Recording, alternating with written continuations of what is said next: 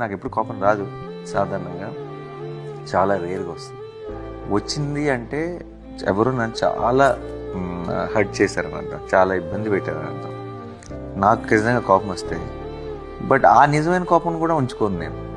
నా ప్రాబ్లం ఏంటంటే నాకు చాలాసార్లు నా మీద కోపం ఏంటంటే నా మీదే, అరే ఇది ఇది నిజంగా నువ్వు కోపం ఉంచుకోవాల్సిన విషయం. ఇతని మీద ఇప్పుడు వాళ్ళు చేసింది చాలా తప్పు, ఈ కోపం ఉంచుకోవాలి అని అనుకుంటాను కానీ ఉంచలేను. అంటే నాకు కోపం నాకు ఉండదు. నాకు అలా ఒక 10 నిమిషాలు అయితే కోపం, అది నిజంగా even if someone hurt me very badly, నాకు నిజంగా ఒక నమ్మక ద్రోహం చేసినా సరే నాకు తెలిసి 10 నిమిషాల్లో క్షమించేస్తాను. నాకేంటంటే అది గొప్ప క్వాలిటీగా చెప్పట్లా, అది ఐ థింక్ వీక్నెస్గానే చెప్తున్నాను. నాకు అప్పుడప్పుడు అనిపిస్తుంది మళ్ళీ మళ్ళీ చేస్తారు కా పని.